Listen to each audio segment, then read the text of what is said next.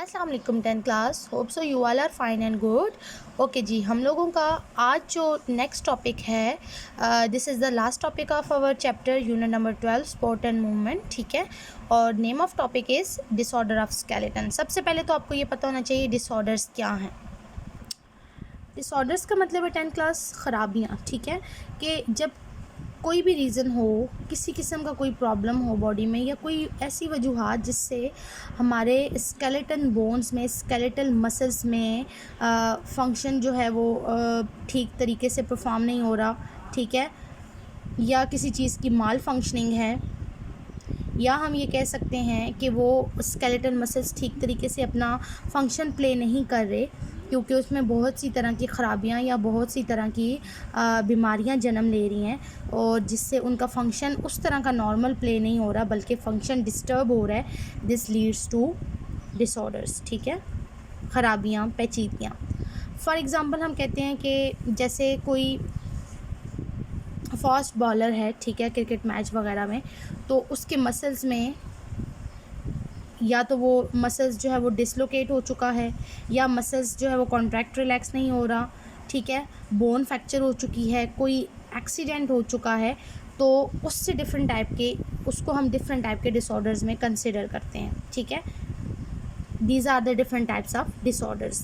कि हड्डी टूट चुकी है, ठीक है, मसल्स ठीक तरीके से काम नहीं कर रहा, मसल्स बोन को पुल नहीं कर रहा, मसल्स में पेन हो रहा है, मसल्स कॉन्ट्रैक्ट रिलैक्स नहीं हो रहे, हड्डी अपनी जगह से डिसलोकेट हो चुकी है। तो these are called as different types of disorders. अब यहाँ पे हम देखते हैं डिसऑर्डर्स, आपकी बुक के मुताबिक दो मेन डिसऑर्डर्स हम यहाँ पे हाईलाइट कर रहे हैं, osteoporosis and arthritis. Osteoporosis mean हड्डियों का वीक हो जाना, और आर्थराइटिस कहते हैं जॉइंट पेन्स। ठीक है, जोड़ों में दर्द, तकलीफ़।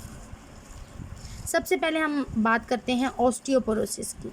What is this? First disorders. Okay जी, सबसे पहले वर्ड हिस्ट्री देख लेते हैं ऑस्टियोपोरोसिस की। ऑस्टियो बोन, ठीक है, osteo mean bone and porosis mean pores. कि हम कह सकते हैं पोरस बोन, ग्रीक वर्ड में इसको हम कहते हैं पोरस बोन।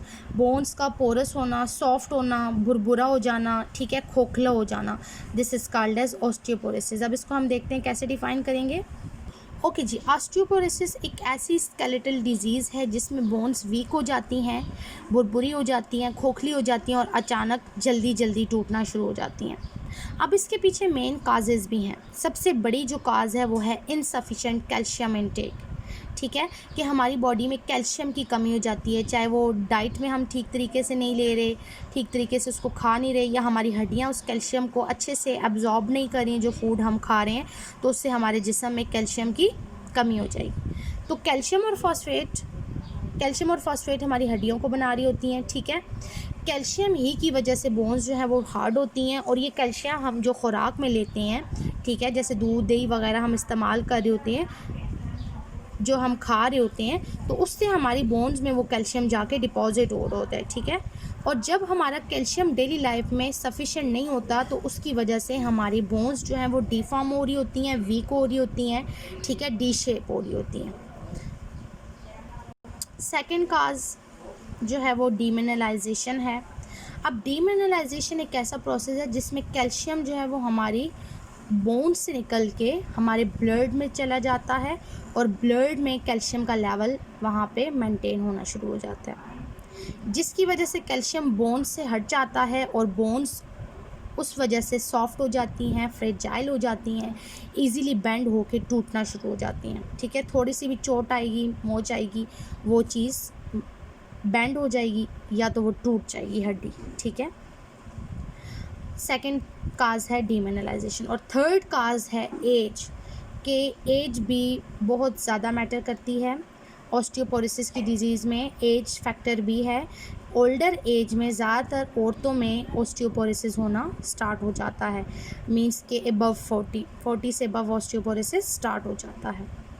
तीन काजेज़ आपके सामने हैं, डीमिनरलाइजेशन, एज, और insufficient intake of calcium in our diet. अब आ जाते हैं साइन एंड सिम्टम्स पे।